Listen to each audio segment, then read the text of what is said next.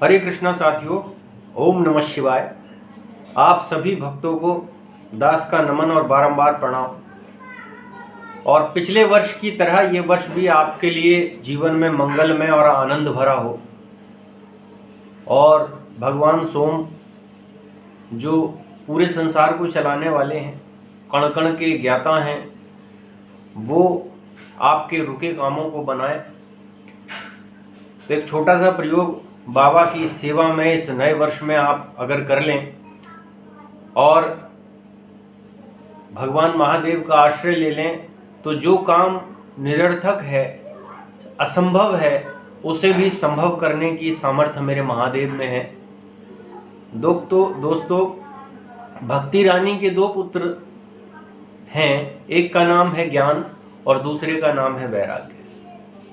अगर किसी व्यक्ति के अंतर में ज्ञान का उदय हो जाए तो वो संसार का ऐसा कोई वाड्मय नहीं है जिसे वो पूरा ना कर पाए। अगर किसी व्यक्ति के मन में वैराग्य की युक्ति जाग जाए तो ऐसा संसार में कोई वाड्मय नहीं है जो वो ना कर पाए। अर्थात ज्ञान और वैराग्य दोनों एक दूसरे के पूरक हैं। जो महादेव के सुमरण में रहता है, भक्ति में रहता है, आराधना में रहता है, जब तक नियम का पालन करता है और उसके साथ साथ दोस्तों अपने नित्य कर्म करता है, अपने परिवार का पालन पोषण करता है, संसार में उसके लिए कोई भी चीज़ दुर्लभ नहीं है दोस्तों। तो शिव इस संसार के स्वामी हैं, शिव इस संसार के पालक हैं, सृजक हैं, संहारक हैं। आदि में अनंत में हर जगह शिव ही शिव है। तो दोस्तों, कबीरदास जी ने बहुत सारी ऐसी युक्तियां कही हैं, बहुत सारे ऐसे प्रसंग कहे हैं जिनसे ये संसार भक्ति की ओर प्रेरित होता है। और तभी उन्होंने एक प्रसंग ये भी कहा है कि कबीरा मेरे देश के लोग बड़े बेकार, आगे बढ़ते हैं नहीं, खुला पड़ा है द्वार। खुला पड़ा है द्वार, आया 21वीं सदी वाला युग, तो जागो और देखो उजाला।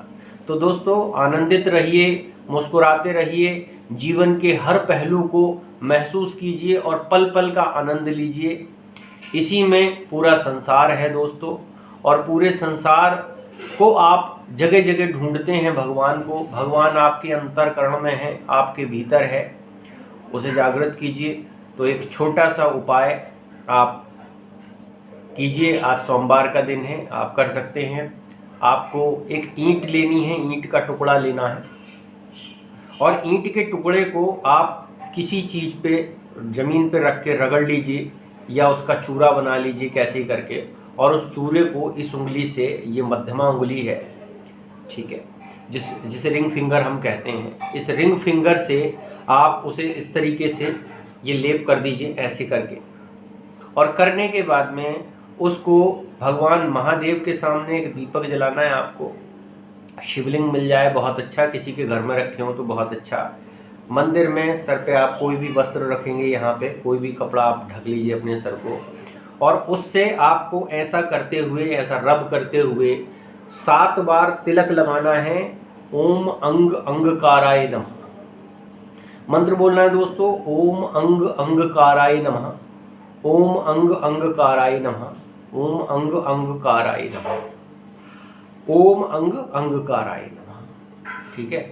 बाकी ये मंत्र का अगर आप जाप करते हैं, इस मंत्र को आप कम से कम 21 बार चैंट कर लीजिए, इसका तिलक कर लीजिए, भगवान महादेव के चरणों में नतमस्तक होकर प्रणाम कर लीजिए, और जो भी त्रुटियां आपसे हो गई हों उनके लिए क्षमा मांग लीजिए। अपने आने वाले समय के लिए, शुभता के लिए, लाभ के लिए आप मेरे महादेव का स्वरूप का ये एक मंत्र मैंने आपको बताया। इस मंत्र का अगर आप जाप करके इस तिलक को अपने मस्तक पे धारण करते हैं तो आपका कोई भी निरर्थक और असंभव कार्य भी संभव होगा। ये नित्य प्रति भी आप कर सकते हैं, हफ्ते में 1 बार कर सकते हैं, सुबह में कर सकते हैं, शाम में कर सकते हैं। बस इतना देख लीजिए राहु काल ना हो, और कोई परहेज नहीं है, इसे किसी भी समय किया जा सकता है दोस्तों। और भगवान उद्बोधन भूतनाथ सबके स्वामी आप पे अपनी कृपा बरसाएं। इन्हीं शुभकामनाओं के साथ मिलते हैं राधे राधे, जय महाकाल।